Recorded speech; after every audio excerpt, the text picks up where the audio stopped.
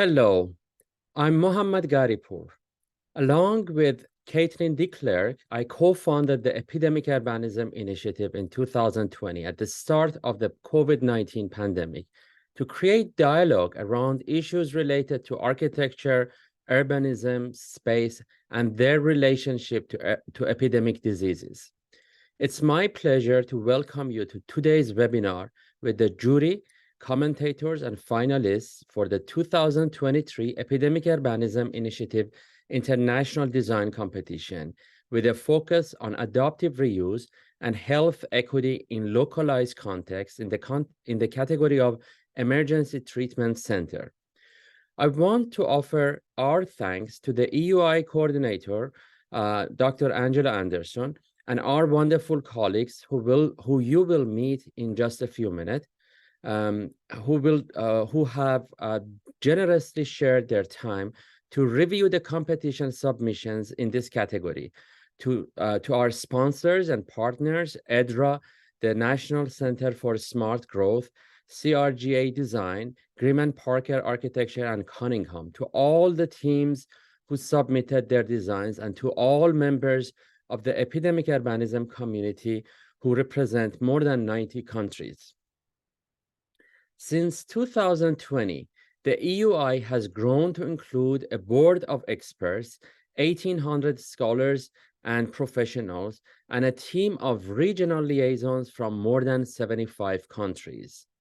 Following the publication of an award-winning volume on architecture and urban epidemics, a series of workshops, symposia, and panels, a successful architecture competition in 2021, and the creation of a growing archive of resources accessible on our website and YouTube page, the EUI has now become a didactic hub with a broader focus on the implications of the relationship between health, equity, and the built environment. Scholars, teachers, practitioners, and others interested in health and architecture may access learning materials and archives. The second category in this competition, the Community Health Center category, is also featured in a webinar available on our website and YouTube channel. You can access all of these resources on our YouTube channel. I now turn to the EUI's program coordinator, Angela, to introduce the 2023 design competition and our Emergency Treatment Center team.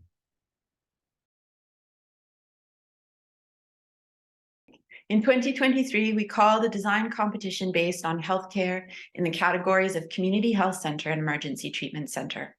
Submitting teams were asked to focus on adaptive reuse of local sites and spaces, and to include members from design and healthcare at various stages of their careers. We received close to 70 submissions from teams in Canada, China, Germany, Hong Kong, India, Indonesia, Malaysia, Mexico, Nigeria, Pakistan, the Philippines, Russia, Saudi Arabia, Uganda, the United Arab Emirates, and the United States. This is tremendous proof of how collaborative projects can create real architectural solutions to caring for the well-being of communities in every part of the globe. The talented creative people working in design fields and healthcare are also leading the way in creating healthcare sites suited to the climate and environment, available resources, cultural needs, and social expectations of their communities.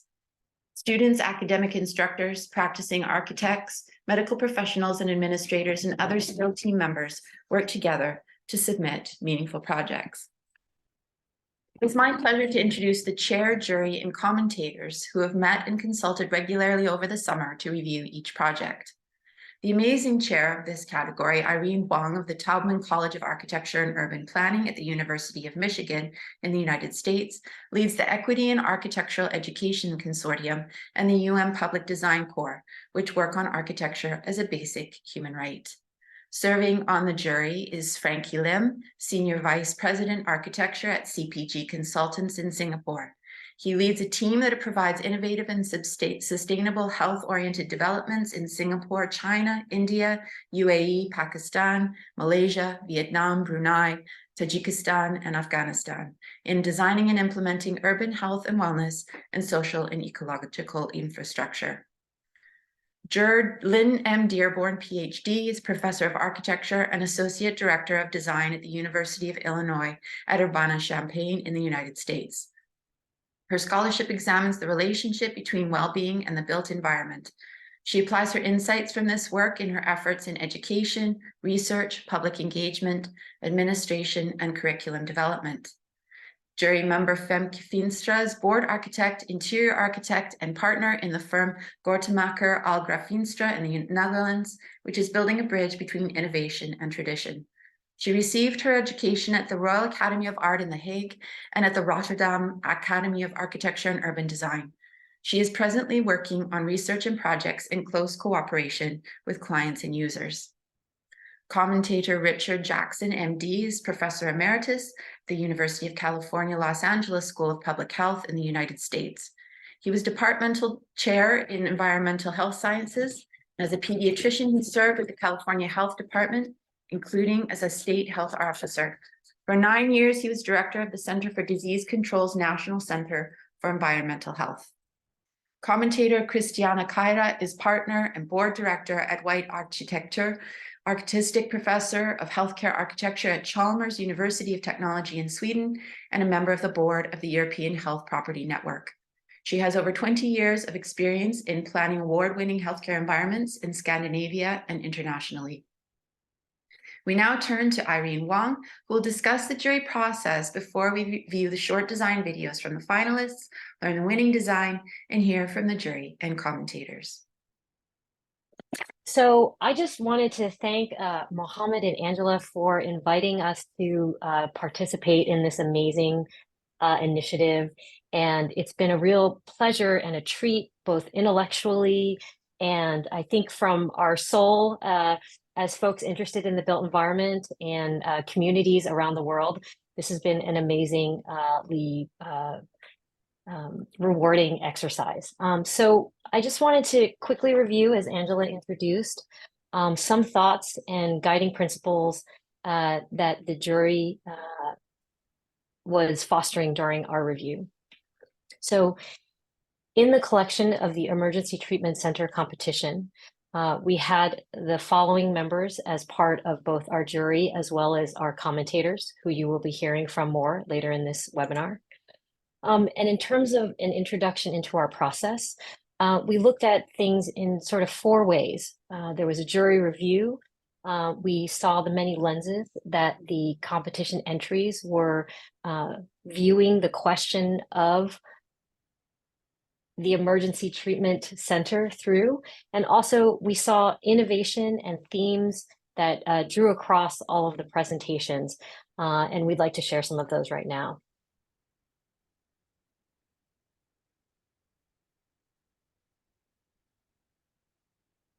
So during the first phase, when we were looking at the jury review process, we considered a criteria of different factors for judging our judging the different presentations and proposals. We looked at things from their capacity to bring novel and new and interesting, relevant ideas and ways of thinking about emergency treatment, about health, about delivery of that healthcare, about the wellness and care provided for our healthcare professionals as well. And what we saw was a wide range of representational ideas, a wide range of architectural ideas, and a wide range of engagement with social issues. So through these many lenses, we also, as we reviewed the projects, and I think my slide is loading here now, hold on. We saw the deep analysis produced by all the different teams, and they looked at different aspects of the brief in different ways, from adaptive reuse to thinking of the treatment center as more than just a acute location for healthcare provisions. We also looked at all of the different ways that the different projects looked through planning ideas, architectonic ideas, construction ideas, and also the way they conducted their analysis. And through that, we gained insight into some innovations, from looking at different roof structures, from understanding how to tackle adaptive reuse at a typological level, and also to understand how these emergency treatments can engage with existing infrastructure in landscapes and climates that are shifting in our current day. And so some of the themes that we also saw that were brought to the proposals, that were brought through the proposals, were such things as what happens when communities are in remote locations? What are ways that we can use advanced technology such as artificial intelligence to help augment our capacity to provide emergency treatment? What are the scales of the emergency that we are dealing with? Are those things, again, acute, or are they also able to be understood at a lifetime level? And also, who is involved in the treatment of emergency health situations? Are they part of a larger community of not only individuals, but of also priorities and possibilities?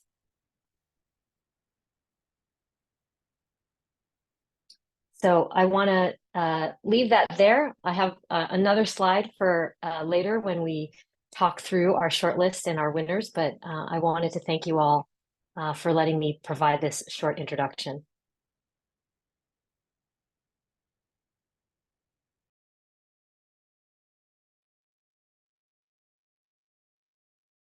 Thank you very much, Irene. That was a great introduction to the competition.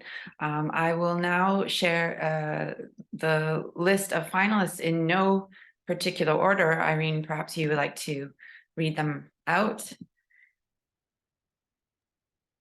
Great. So we have the Jeddah Walkways Emergency Treatment Center. We have the City Health Station ambulances, and we have the Chikole DYI. Those were our shortlisted projects.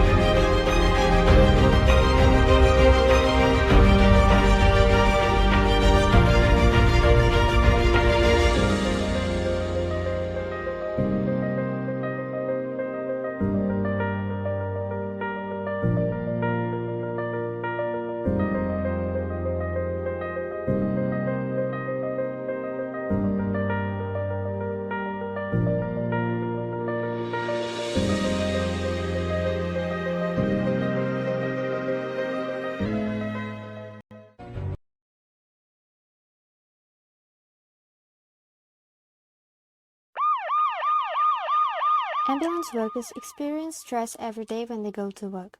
They face death face to face, and it is not always possible to save a person, no matter how hard they try. Lack of time, opportunities, forces. This is what further aggravates the condition of doctors. During the pandemic, workers were not at all able to cope with a large number of challenges. In our project, we pay attention to many factors. First of all, it's the optimization of the process of emergency care. Every year, more and more new technologies in healthcare are developing. With the use of technology and the creation of spaces for relaxation, we want to reduce the emotional burden on the ambulance staff. We analyzed the situation and found out that now not all districts of the city have their own ambulance stations. This slows down the provision of assistance. In our project, among the potential locations for ambulance stations, we selected an abandoned fire station on Malomoskovskaya Street in Kazan for adaptive reuse. This is a quiet area that used to be booming. Now almost all the buildings of plants and factories nearby are abandoned.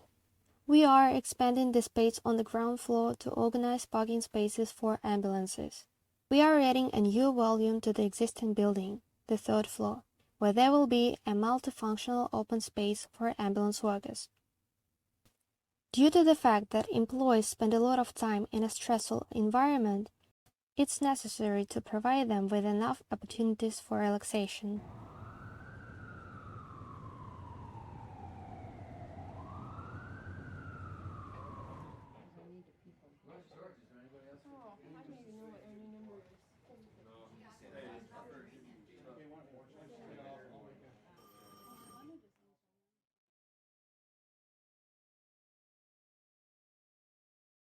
Hello, we are SC Cindy China. Our project, Chikole DIY Emergency Center for Post-Epidemic Resurgence, is a beacon of hope for the Nkozi village in Uganda. In this region, where people live under the poverty line, we are tackling the issue of expensive healthcare. In Nkozi, where we are rooted, people struggle to find healthcare due to costly hospitals trying to cover up their construction expenses. The recent pandemic highlighted the need for affordable and a quick solution, hence Chikole. Chikole is a Bantu word to mean do-it-yourself, and this project features the assembly of buildings easily done by the community with the materials that they make and they have at their disposal. The construction becomes cheap and the funds are transferred to providing medicine and hiring health workers. The project adapts an existing student hostel of 80 square meters to be transformed to a contagion unit to hold up to 40 patients. It involves breaking down of internal walls to create open-plan wards and calming gardens to provide comfort. We then use smart deployable walls made from eco-timber beams and strong treated sisal mats, which the community already makes. These deployable walls not only create private patient areas, but also fight off germs. Our design extends to adapt the compound surrounding the hostel, which facilitates additional requirements for the emergency center like the triage, theater, and community spaces for sensitization. The design for these facilities uses earth bag technology, where sand mix is compacted in woven propylene bags, then stacked up to form walls. Polypropylene bags are common in this country as they are used for food storage and are often poorly disposed. In this project, they are repurposed to create something useful while teaching the community about sustainability. This is about the future. With the knowledge of sisal mats, deployable walls, and earthbag technology methods, the community can continue the building even after we are gone, turning obstacles into opportunities. Thank you for joining us.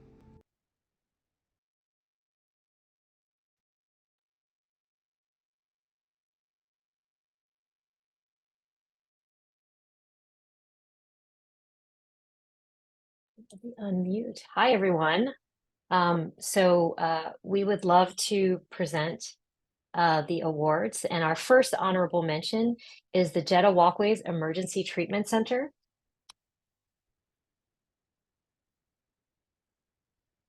And again, we get to review some of the amazing work and ideas that were encompassed in their submission. The second honorable mention is City Health Station Ambulances from Team KDN 10. And again, here is the submission more in depth so we can see the many layers of work and thought that went into the presentation. And our final winner is Chikole DYI.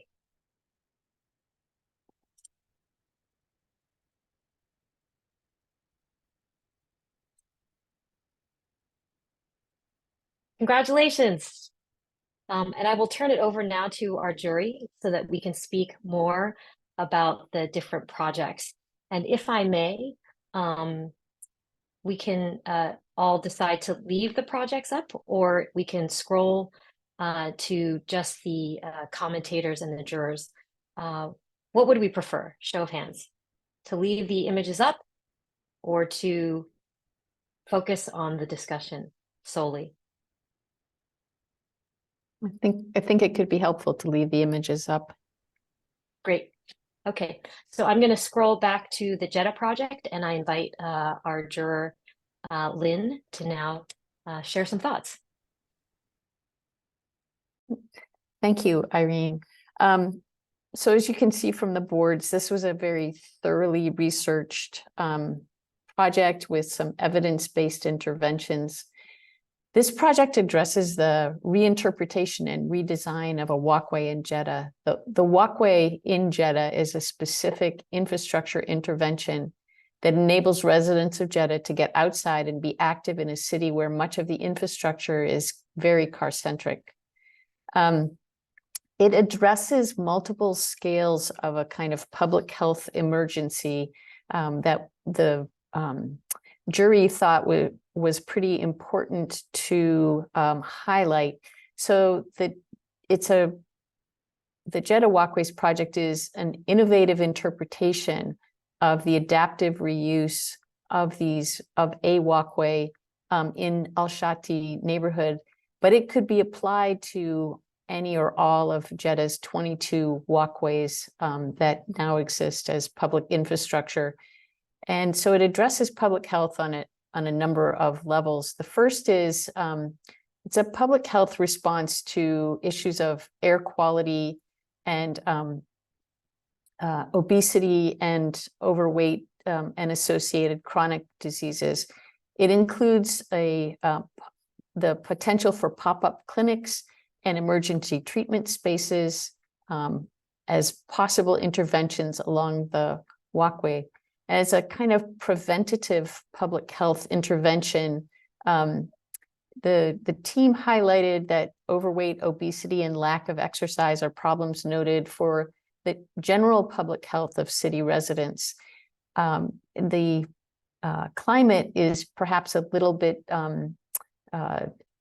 inhospitable to being outside and getting exercise and walking, but this project creates kind of an oasis in an environment that otherwise might be less than desirable for walking. And you can see a number of the interventions.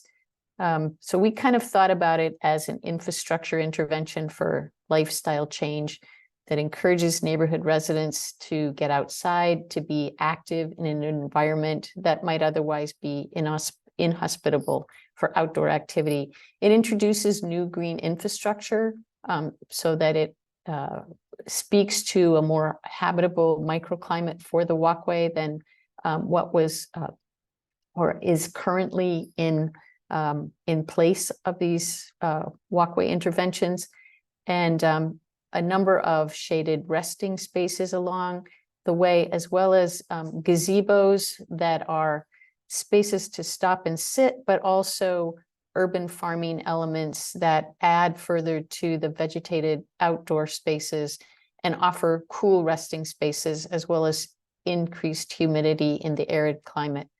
And I think, when we look at this, you can see that it addresses attractions that hopefully will encourage exercise goals for a range of ages and lifestyles, from basketball to walk, just spaces to walk, spaces to sit outside. So those were some of the comments of the or thoughts of the jury, but I invite my colleagues to say more.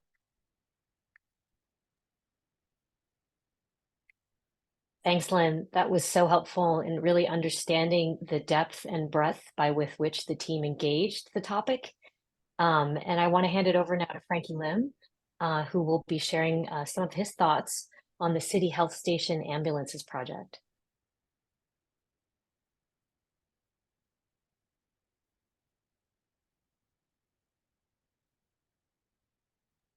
You're muted, Frankie. Oh. Okay, I find this entry particularly interesting. We do have a lot of fire station disuse in Singapore because of the technology and the relocation of communities. So I think this, in the context of an industrial area that was being relocated, and a careful adaptive reuse of a fire station into an emergency center,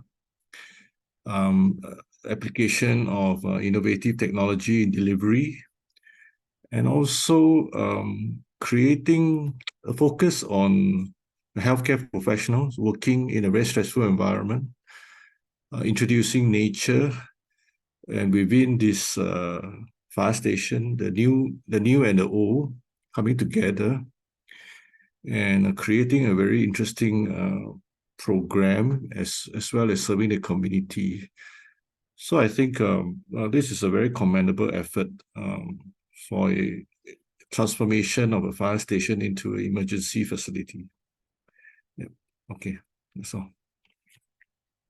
Thanks, Frankie. I mean, I think in our discussions, what was particularly intriguing about this project was that there was a nice resonance with the urgency of a fire station and the internal capacity of it to deliver aid in a quick and speedy, expeditious way, and to also connect that mindset with, again, the program of an emergency treatment center and what that meant in terms of how it linked to existing roadways and existing identities within the community to relate this particular place, again, with aid and with expeditious response. Thank you. And I want to hand it over. Can I add something, Marie? Yeah, please. I really wanted to say what I also like a lot about this project is that it puts actually not only the patients in the center, but it also puts the people who give the care in the center. And we are coping, I think, worldwide with a lack of staff.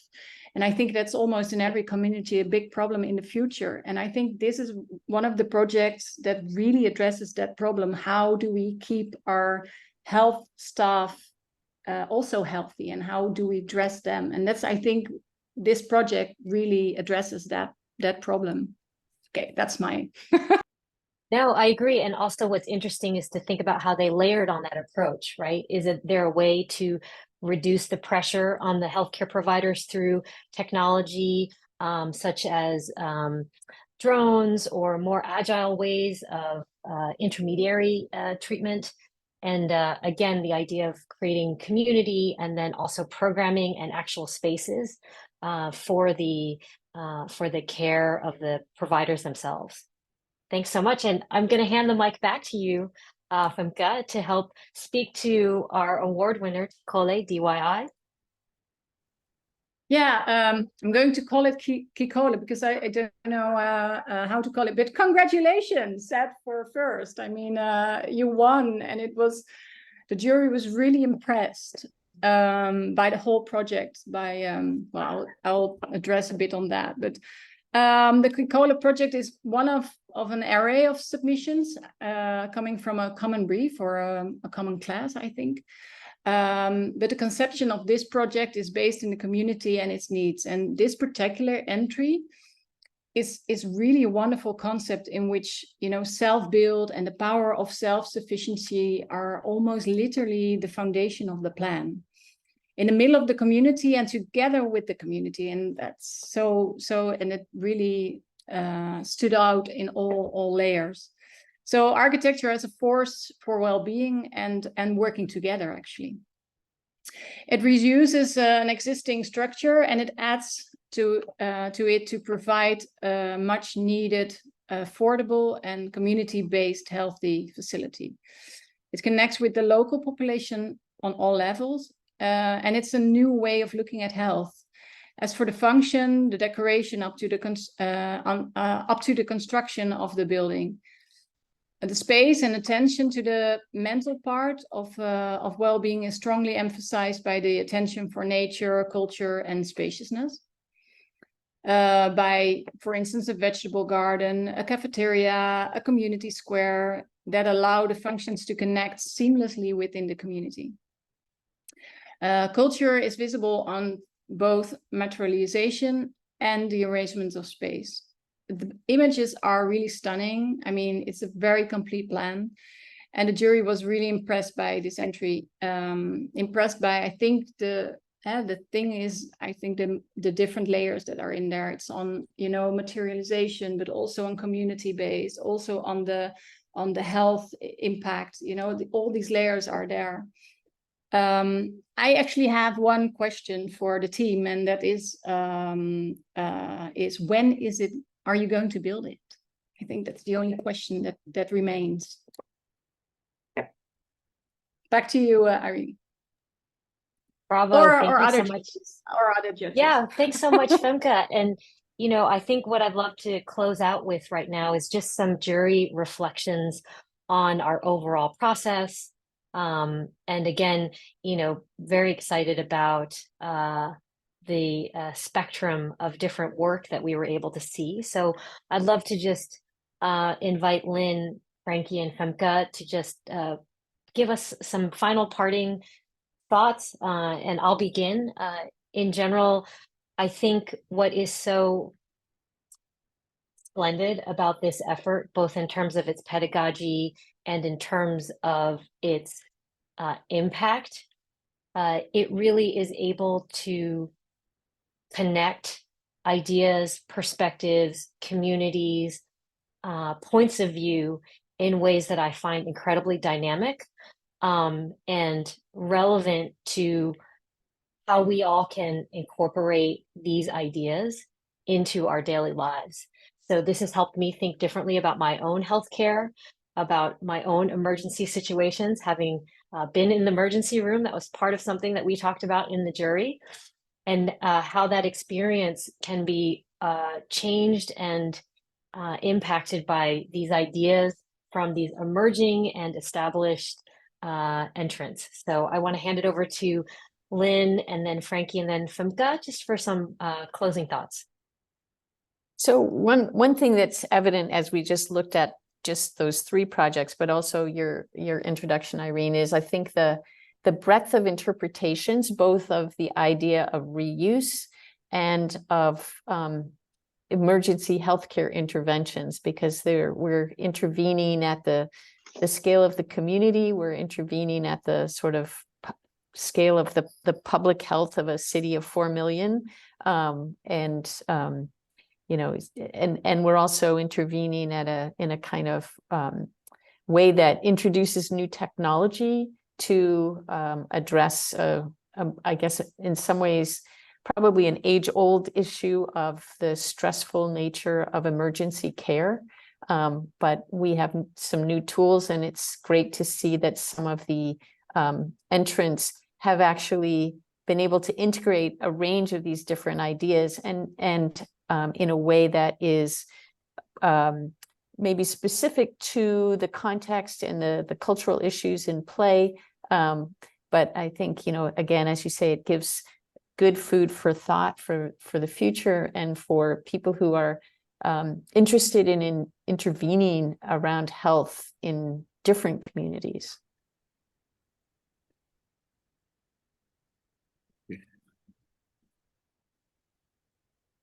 Maybe just add one comment here. I always believe in the solutonic design for healthcare architecture. And I think very often it involves nature, and also an important part is to involve the community. And I think the video for the Kikola team really reinforced this winning entry. I think it shows that getting involved, community involved in this process, do really engage them and really reinforce the idea that this facility is for the community, and it's a community that builds them, and hence coming to an emergency situation, I believe the community will be at ease with the environment, and the bringing of nature, daylight, landscape do really reinforce this healthy environment for healing. Okay. Yep. Thank you. Okay, one last, I will keep it very short. it was really nice to see such a rich overall of all the contestants and all the people, all the teams that sent in, and it's really nice to have such an international group together to watch it, because then you see what's happening on different levels in different part of the world. And I think that's the one thing I wanted to share. It's not really about the how the entries were, but I think it's so important to, and that's why I want to thank Mohammed also on this place. It's so important to share knowledge together, to get it on a higher level, to inspire each other. And that's, I think, the most important thing about these things, that it is, you know, sharing knowledge and making it better. Thank you. Thank you, Irene.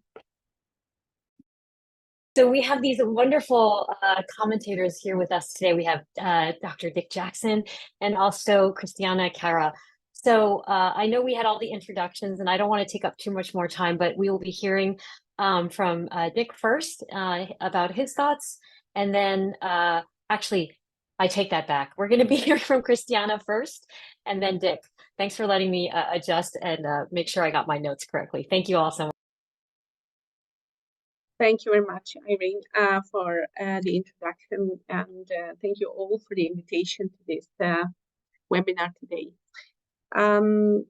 As Angela introduced me, I share my time between practice and academia, and I'm also part of the European Faculty Network, and I'm trying to give you my reflections of what I have seen, what I've heard today, and also to put it in a broader context. During the pandemic, I was part, together with European Faculty Network, I was part of a research project that you can look at. It's called Pandemic Resilience. And it's about, the project was about understanding the reaction of the hospitals, the hospital infrastructure to the COVID pandemic. The title was Relocate, Repurpose, Reorganize. And we looked at staff, systems, space, and supply chain perspectives. During that period, I was also interviewed by several magazines in Scandinavia regarding this topic, because as professor in healthcare design, it was a period where architects suddenly think about health a little more than usual. And the usual question was, what does the COVID pandemic mean for architecture and architects? And I had, of course, to go back to history and reflect on the fact that the COVID pandemic is one pandemic. We have had many pandemics before. And it's a recurrent situation that when a pandemic comes and there are no drugs or no therapies to take care of the illness, all of a sudden the physical environment matters quite much. A typical example is the word quarantine comes from the fact that boats should stay out of the port of Venice to prevent the spreading of the Black Death during many centuries ago, just to keep a distance from the city of 40 days.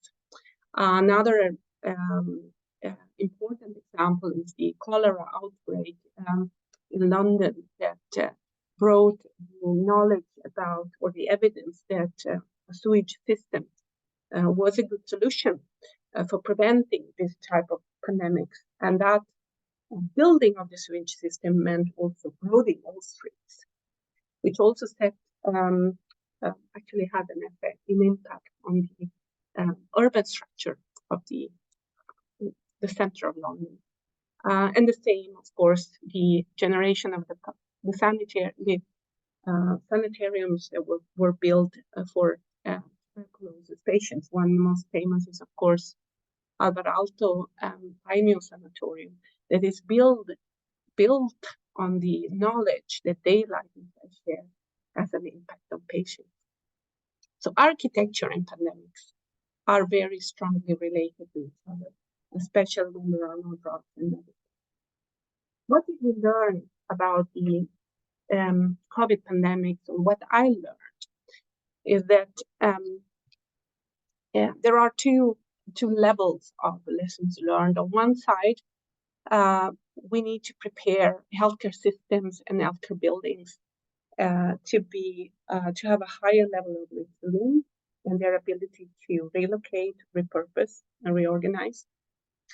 And on the other side, even more important, we need to design our cities, neighborhoods, housing projects, working places, schools, with a focus on health promotion and resilience. As a practitioner and as professor, I started to, in my work, daily work, to shift from a reactive focus to a proactive focus. Teaching architecture and healthcare architecture is not only anymore about teaching about how to design hospitals, but it's actually teaching how our entire built environment can be enhanced to become a healthy place to live for humans and the whole ecosystem. This year's theme is about adaptive reuse, and the proposals span from very large-scale projects and urban interventions to building transformations. And of course, circularity and reuse are essential tools to achieve, to make the planet a healthy place to live. We must embrace the urge of reducing the carbon footprint of the building industry through a creative reuse of existing structures. Healthcare buildings are among the most, are traditionally among the most climate-heavy buildings. We need to find ways to reduce the amount of new square meters and transform existing infrastructure. And when we really need to build new, we need to build it with as low footprint as possible. And this brings us to the next shift.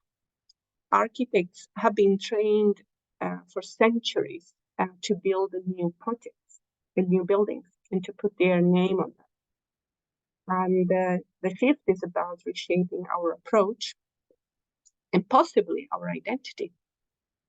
I try to teach my students that maybe the first question when you meet the client and you are fully trained architect and you meet the client for the first time is to ask, do you really need a new building? I am impressed and delighted to see this year's entries, and in particular about the 3 finalist projects. Chicole's approach to a sustainable building technology and the involvement of the community, as already said, in this very innovative project. The City Health Station addresses the emotional burden and stress of healthcare staff, as pointed out by Femke, another emerging priority after the pandemic. And the Jeddah walkways as an urban intervention, as Lynn also pointed out, with health promotion, well-being, and healthy living are the priorities, beside the opportunities of building temporary healthcare facilities. I'm very thankful for the Epidemic Urbanism Initiative to be there and to develop and put focus on this important issue, and also for inviting me to be part of this seminar. I'm also thankful for all students and teachers and professionals for their entries to this year's competition. You all show the large opportunities of architecture and urbanism to shape a more resilient society and a deep sense of responsibility for our common future. Thank you very much. I think Dick will follow me here. Thank you. Hi, Irene. I'll just jump right in because of time. And my sound is okay? Thank you. Of course, I had prepared several pages of notes for this, and now everyone's said so many sensible things. It's hard for me. I want to repeat what Frankie talked about nature, what Femke talked about. Every one of you had something very sophisticated and thoughtful. But as the only physician here, I'll lay out three domains just to make things a little clearer in my own mind. One is everybody kind of knows medicine. You go there and somebody's in a white coat and they're going to treat you. They're going to take blood and they're going to your blood pressure and they're going to wag their finger at you and tell you to do this and don't do that. And that was my training. I spent years in my medical school and residency learning that. And when I went into my favorite professor after 3 years, very intensive high-tech pediatrics, and I said to him, I think I'm going to go into public health. He literally looked at me and said, where have we failed? Because that was seen as kind of a failure, that somebody didn't want to deal with the intensity of medical care and sick patients and upset parents and on and on. And so when I teach about public health, and this is the one question I put in every exam, what is the purpose of public health? The purpose of public health is to assure the conditions where people can be healthy. And of course, that's about air and water and food and psychological impacts and nutrition and safety and other things. But it's also about the physical environment. If we build environments that make it hard for people to be healthy, we build cities that make it impossible for people to be healthy. If we pave over our farms, we're doing everything we can to make people unhealthy. And so many times in my life, I've been told, hey, doc, stay in your own lane. That's American for, we're the experts on transportation, gun violence, you name it. Don't bother us with what you want of energy. Don't bother us about this. And over again, we've had to push. And over and over again, we're told to go away. And I reinforce with my students, do not go away. Keep insisting that this is our job. That's the purpose of public health. I mentioned that I was in pediatrics, and there's an aspect to this that I particularly resonated with some of the presentations. The difference between adult medicine and pediatrics, and you're going to like this, in adult medicine, you're looking at a snapshot. You're looking at this picture of a person right now, and you're trying to get them functional back to work. If things are really towards the end of life, you're trying to prepare them for the end of life and get the family ready for it, etc. In pediatrics, and Femke, you were just at the sports event for your child, you're looking at one frame, one snapshot in a movie. And in pediatrics, you have to be very aware of what's happened all the way in. In fact, in pediatrics, we say you treat the family, you don't just treat the patient. And that's an absolute reality. But also that one frame, pediatrics is very forward focused. And we use the term anticipatory guidance. We spend as much time telling people you've got to be ready for, getting rid of the toxic stuff under the sink and how to prepare for sports. And damn it, in America, don't have them play football because it ruins their brains. I'm not completely joking about that, but anticipatory guidance, looking forward, is such an important thing to do. So one of the reasons I just loved all these presentations, but Chikole was really very humbling to me, and I wanted to interrupt when it was being presented and say, this wasn't really just students. I mean, this must have been very senior, experienced, knowledgeable faculty, because the quality and depth of the presentation was so profound. And because I think those students understood clinical, they understood prevention and public health, and they understood the very difficult things on the other side. So to prepare for this talk, I called a number of my dear friends that have spent 50 years, I'm 50 years of physician, doing emergency medicine. I said, what are the most important things in emergency departments? And I'm going to tell you the answers in a little bit. The most important thing is very good, experienced nurses, especially triage nurses, the nurses that can say, look in the room and say, doctor, I'm bringing this patient in right now. You have to see this child or this patient right now because they really are the ones that need to be seen. And let me tell you a secret. Good doctors always listen to the nurse. when it's a she usually, when she says, this is who you have to see first. And that has it's very hard to work in our society. And this has come up before, but I've seen a big change in the 2.5 generations I've been doing medicine, but especially in the last 5 years, the prevalence of burnout and people quitting emergency medicine, quitting nursing, emergency nursing, et cetera, is really large. And so I was very happy that the drawings showed, and the word was one was called the doctor's lounge. And by the way, in America, the word lounge means a bar with very comfortable chairs. So let's not call it a lounge anymore. But doctors and nurses and the caregivers need to have a place of respite that has the nature contacts that Frankie was talking about, and the beauty and some of the silence. But on the other side of that is the hardest thing in pediatrics was not intubating a premature.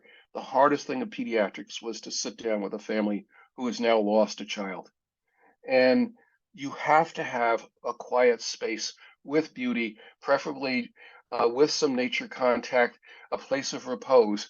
And emergency rooms are chaotic. They're enough to give anybody the shakes sometimes when you're in there, because they're, in America at least, they're a drunk screening over there. You got somebody coming in with a gun wanting to finish killing the person they just tried to shoot. So creating a safe space as well.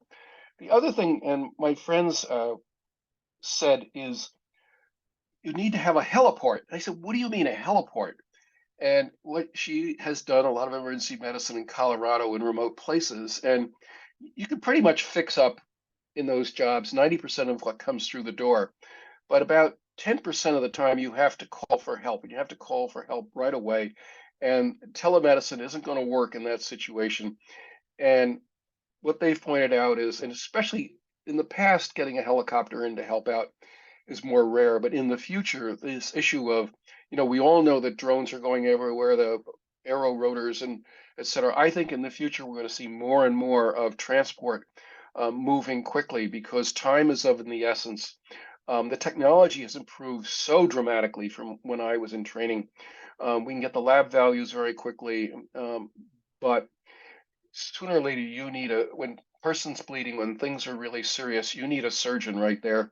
And I wouldn't dare try and open up a child to fix a bleeding spleen. You have to have people that know how to deal with that. So a couple of quick last comments, because I spent a fair amount of time in environmental health thinking about plastics pollution. And I love the fact that the polypro bags are being filled with sand and used to make the walls in the site, and that it was the community that was doing it. And that lovely picture of the girls, young women, really putting the mud wall over the density, which would also hold the heat, hold the cool of the day and the heat of the night, or vice versa, to make a place that is compatible with nature, compatible with community values, compatible with human needs. So I loved all the presentations, and I love being with you folks. You're great. Thanks so much. I think I would just love to end this presentation by saying we have managed to pull off this webinar across, I think, 14 or 15 time zones, and also across several generations, including the projects. And I just wanted to honor just the comments from our guests, from our jury, and also from the framework that Mohammed and Caitlin first founded, and that Angela has been fostering so wonderfully this year.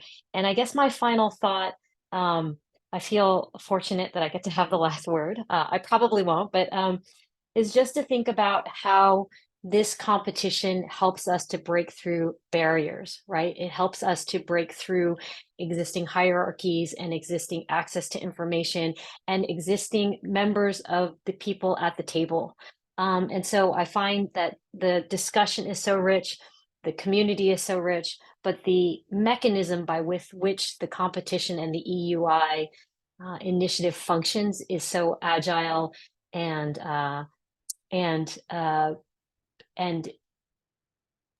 opening and transformative. So thank you all so much. Yes, Dick, I think we talked at the same time.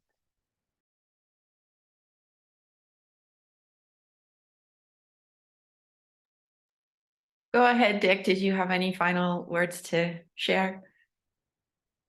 My apologies. When Irene was saying all the good things about this, I wanted to say this was really fun.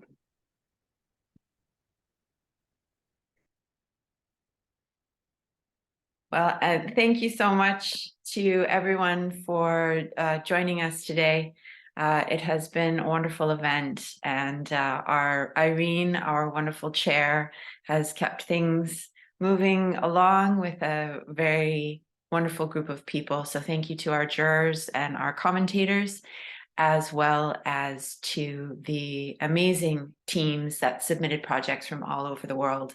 We appreciate you so much. So thank you for joining us today. And please look for our other videos on the EUI website and on our YouTube channel. Thank you. Woohoo! Congratulations, everybody.